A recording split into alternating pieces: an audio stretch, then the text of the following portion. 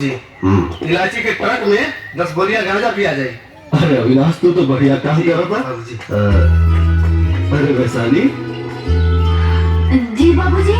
अरे बेटी। बाबूजी। ठीक बा जा। हाँ।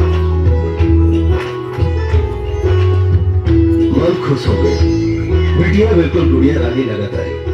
अच्छा भाई बाबूजी, वैशाली के शहरी रहन सहन बदल गई।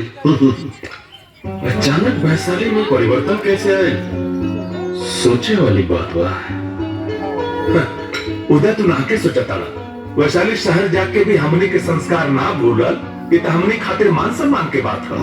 ये बात तो ठीक बा भाई, बाकी मबनी में ही परिवर्तन खुशी के ना खतरा के संकेत बा। क्या बकवास करता रे? 16 आना सच कहता नहीं। लड़की के जिंदगी में ऐसा परिवर्तन खाली 3 बेर होला। पहला प्यार भइला पर, दूसरा शादी भइला पर, और तीसरा महतारी बनला पर। साला बहन पर शक कैले ना, तो सारे शमशान में जाके चिंता चला दे तोरा के। ए सुभाष, हम तो हुए कहता नहीं, जो गुजरल हालात बयान करता। गौरियो दीदी के साथे भी कुछ ऐसा नहीं भइल है।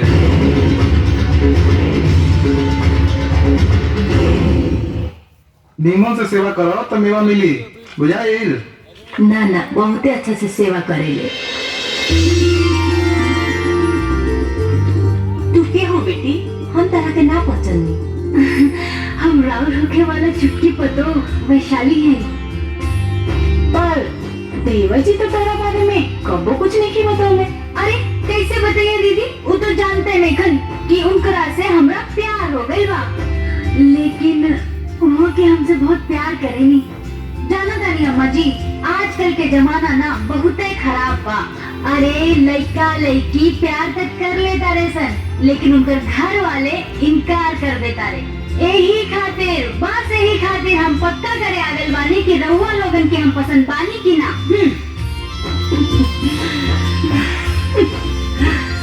अरे तारा नियर सुंदर दुल्हन हमरा कहाँ मिली? तू बहुत सुंदर बड़।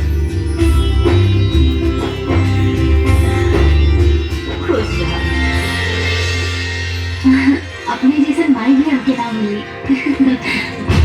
बखोरना हो ये बाबूजी। तू?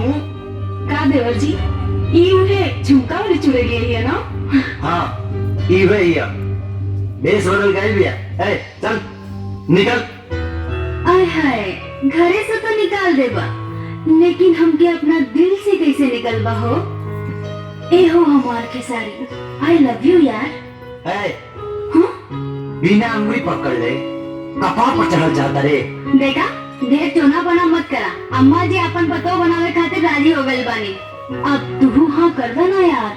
अम्मा जी समझाई ना। बेटा ये लड़की एडवांस जरूर बिया, बाकी सुंदर और सुशीलो बिया। देवर जी जोड़ी तंज बिया। माई, बिलाई के खाल के भीतर छुपल ए शेरनी के तू लो नहीं खा जाना।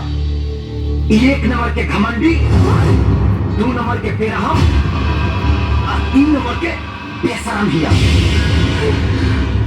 राउर डांट फटकार हमके बदल देले बा, और अब हम शुद्ध रूप से प्रेम पुजारन बन गए बानी। पुजारन बन गए। अरे भाई, ये बहुत संस्कारी लड़की भी है, कहा हमेशा ख्याल रखी।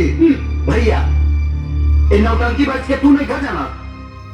ये अंगार यादव के बेटी हिया। अम्मा जी, हम अगर अंगार यादव की बेटी है तो इनमें हमार कौन दोस्त बा? तनी बताई दा।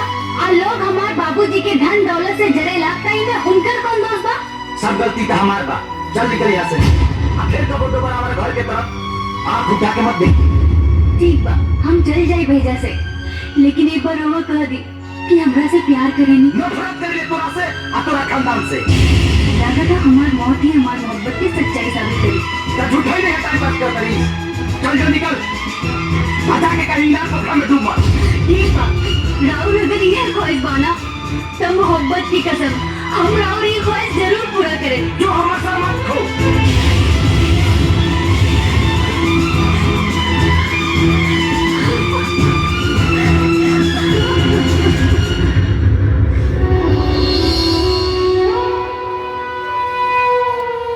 देखो खेसारी, ये लड़की के मोहब्बत के जुनून ई बात के गवाही देता है कि तहार चाहत एक नस नस में खून बन के दौड़ता। देखो खुद के जान इतारा पर कुर्बान कर दो, ये से पहले बाबू इतरा के जीवन दान दे दो। बेटा, ये तू कैसे शिक्षा देता रहा? अंगार ये रिश्ता के कबू मंजूरी ना दी। अम्मा जी, रिश्ता तो भगवान बनाएगा, अंगार को भगवान देखे, एगो मामूली इंसान हुआ।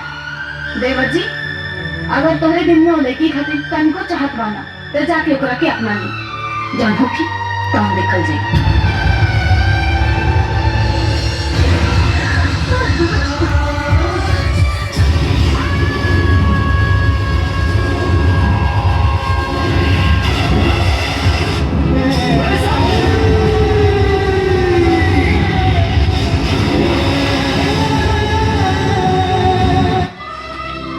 वैशाली, आँख खोला वैशाली, वैशाली, आँख खोला वैशाली, वैशाली।